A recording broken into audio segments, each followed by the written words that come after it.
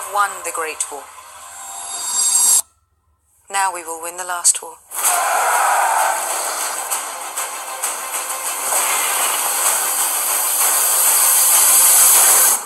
We'll rip her out root and stem. Hey you, welcome back to the channel. And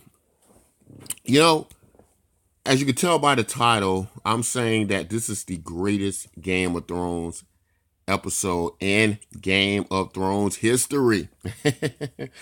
And I know some people are going, wait a minute, how is that possible? There have been many great Game of Thrones episodes, and this episode to many was a disaster. So how can you pull that this is the greatest episode in Game of Thrones history after what we got and the many complaints across the internet? What is it that you see that we don't? So let's get into that a little bit, and let's talk about why I think this is the greatest episode in Game of Thrones history. So what we have to do is we have to go back and we have to start back to what was like the main idea behind Game of Thrones. What was like the main thing, part of the story that we were always looking at. Now, what I see from episode 3 of season 8, some of us got focused on the White Walkers, right? The White Walkers, but if we look at the White Walkers from the very beginning, they were always presented like a event that was in the background, right? The White Walkers, in the beginning, I thought they were going to serve as this MacGuffin, the Night King, but it got more part of the story and became a big threat in the story as we went on.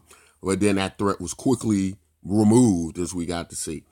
But the thing in the story that was ongoing, I think, for many of us, was Jon Snow coming into the knowledge that he was Aegon the Sixth, that he was a Targaryen, right? And he was the heir to the offspring of Lyanna and Rhaegar Targaryen.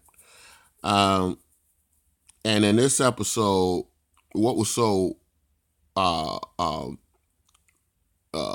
great about it was Jon Snow now accepting that he was not only a Targaryen Aegon, but wanting to act on it and wanting and really coming to that this is who I am and this is what I want to be. Now, the story could have went several other ways, right? His reaction to that information, he could have just said, I don't want it, and I'm going to remain Jon Snow and let it stay that way, like what Daenerys wanted him to do, right? Daenerys wanted him to basically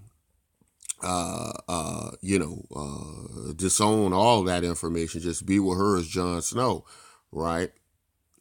Now, if you go back to episode 1 of season 8, what you get is you get a Jon Snow coming into that knowledge, right? And then telling Daenerys, her finding out in the next episode that he is Aegon, right?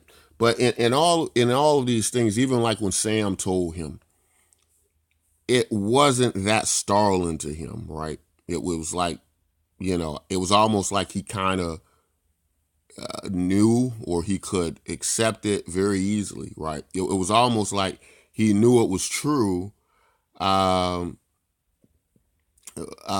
didn't really fight it much, right? And so in the next episode, when he tells Dany, he's already convinced that he's Aegon. He believes it, right? He believes it, and then by the time we get to episode 4, he believes it, but we get to see he doesn't want it, in a sense, as he tells her.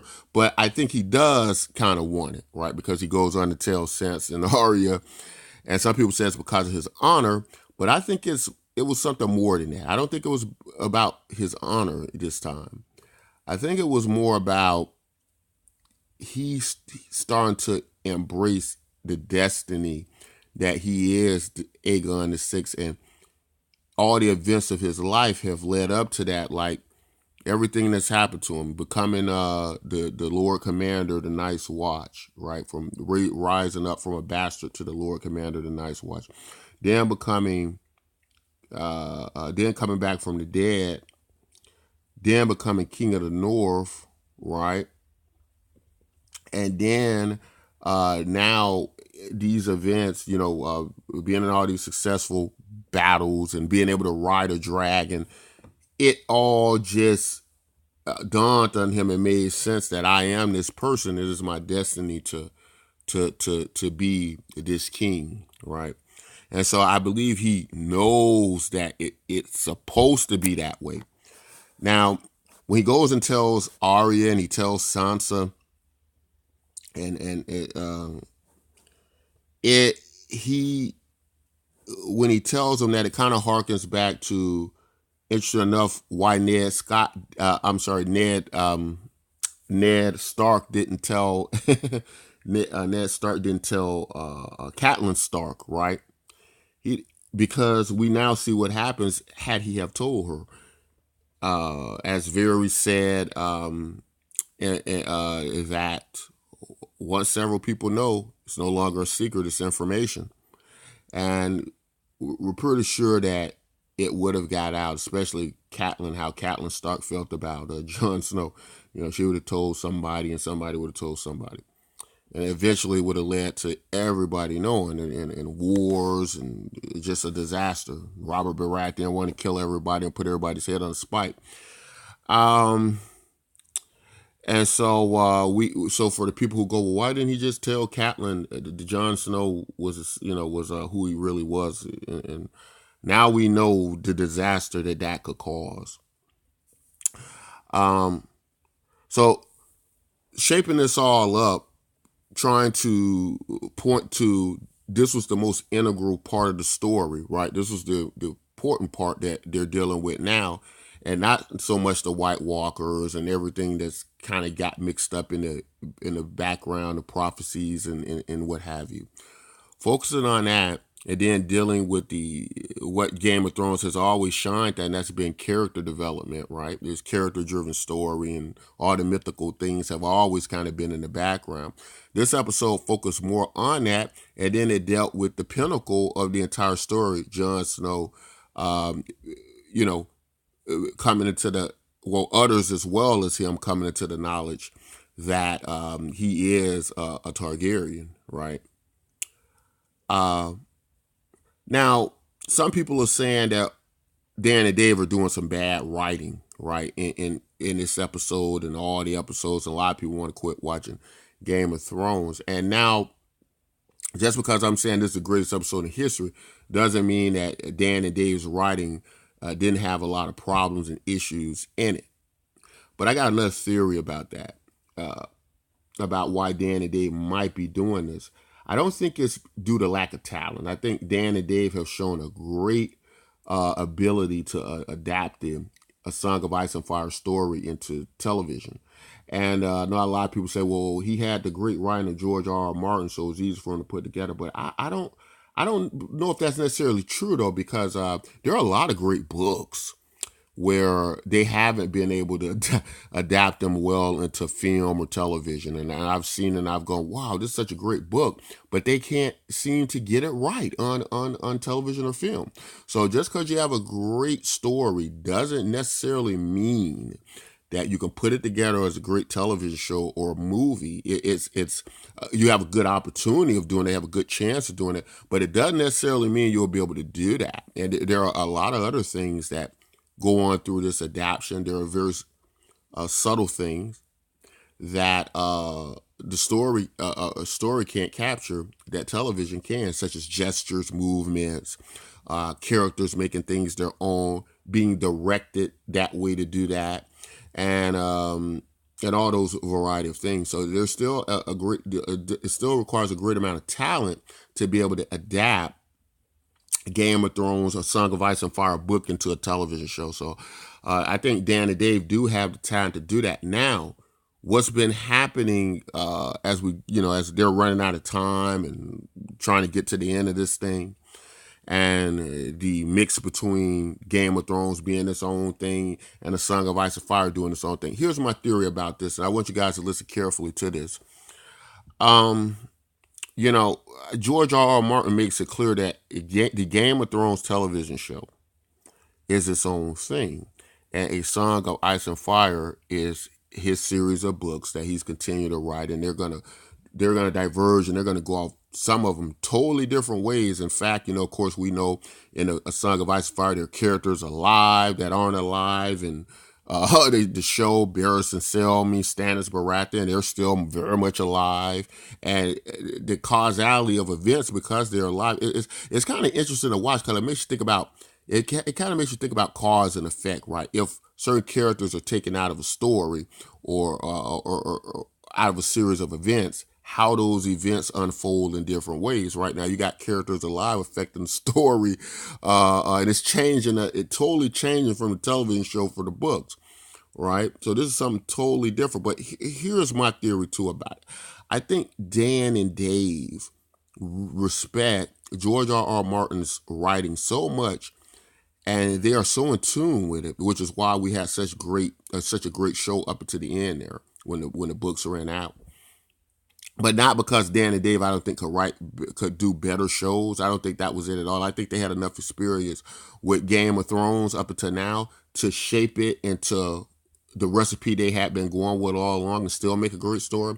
What I think happens is I think they become so much in sync with George R. R. Martin that they don't want to ruin his books, right? Now, I know that sounds weird, but I think it's due to respect, and I think they're telling a totally different story than what can come out in the Song of Ice and Fire, because I think at this point they can almost, they're probably very familiar with the course of the book, so they could probably almost accurately predict how the books are going to end to a great degree, right? And they could have. I think they could have just as easily followed along a similar path. I think they are trying to come into their own and trying to diverge from A Song of Ice and Fire to where we're going to have two separate endings to a Song of Ice and Fire and Game of Thrones. And now a lot of people think it's going to be disastrous. That's going to be a terrible end to the Game of Thrones television show, right? But I'm gonna make a weird prediction because I think Dan and Dave are deliberately trying to do their own thing now. I don't think that Dan and Dave is gonna have that bittersweet ending that George R. R. Martin talks about. I think we might even have a fairy tale ending. With it could possibly be that in their version of Game of Thrones, Daenerys and Jon Snow survive this thing and have children. We do get to see Dany in her dream vision walking around a burned down King's Landing, right? A destroyed King's Landing. So that's probably going to come true. But it might just be that they survive because in my past theories, the A Song of Ice and Fire would more likely have to end like the Wars of the Roses. If you're not familiar with the Wars of the Roses, it's where basically they represent, the Lannisters represent a English family called the Lancasters, and the Starks represent one called the House of Yorks, and these two houses combine to rule England. So that would mean it would probably more likely be like Tyrion and Sansa end up being married and ruling the Seven Kingdoms, and that's probably what will happen in George R. R. Martin's books, A Song of Ice and Fire. But now Dan and Dave, I think they will deliberately veer from that. They may just have Jon and Daenerys survive and be and marry one another, right? It could be something like that, but it's going to be, I think they're going to deliberately make an unpredictable end. So both of these diverge, right? So you have Game of Thrones with a totally separate ending, and George R. R. Martin's story. So, and that's either for two reasons. That's either because they have come into the idea they want to make Game of Thrones its own thing, or they kind of respect George R. R. Martin so much to the point where they want to make sure his stories continue to become rich and go on, and they're not predictable endings and things like that. That's just my idea about it, looking at it. Another thing, people say, oh, well, it was silly that Rhaegal was hit with the arrows from Euron, right? And killed so easily. And I have another theory about that you all should consider as well. That I think they were going for, and that is we see a lot in that same episode. Varys want to go to the point. If it gets to the point, he has to have Daenerys killed. He's not. He's he's willing to go that far. We got to kind of see that. And what I believe Varys is doing now is firing warning shots, or at least trying to reduce Daenerys' ability to burn down King's Landing. So when a lot of people say things like, "Oh, well, how could the dragons? How did they not scout ahead?" A variety of things. Well, it's quite easy that Varys could have got to those parties or could have gave out false information that there is no one there, that the place is safe, right? That the grounds are safe, and giving way for that ambush. So that's very possible, seeing that we know who Varys is not in support of Daenerys, and he's become quite obvious to him from the earlier scenes in the celebration that Daenerys was very concerned about Jon Snow's rise, and now that Varys has put everything together and he knows that Jon Snow is Aegon VI, and he sees this concern with Daenerys, it's very likely Varys acted in some way. We know Varys will take action and he won't wait. So he's probably already set in motion the things to remove Daenerys. He's already convinced she is not the person that's going to be able to bring justice and to the Seven Kingdoms, right? He's afraid she's going to become her father, Aerys Targaryen, the Mad King. So that's why I think this was the greatest episode, because it really brings full circle everything about Jon Snow's movement into his identity, right? And the world knowing about it as they know about it now, and probably will be that the whole, before this war is possible, or before this war really gets going, that information is going to be out now. Who knows? But which would actually be kind of interesting, because it kind of moves me to another theory. What happens if the world does know that Jon Snow is the true heir, the true Targaryen heir? Do they, and that there's a good king? Does the countryside now rally to his cause, or does or do they, or is it worse than that? Do they not even accept him because he's a Targaryen, right? So that's all very interesting to consider. But I thought it was the greatest episode. It was character driven, right? They spent a lot of time with that this episode, which is what Game of Thrones has always been about. It's always been about the character development, and these battles, these long battles that some have been great. This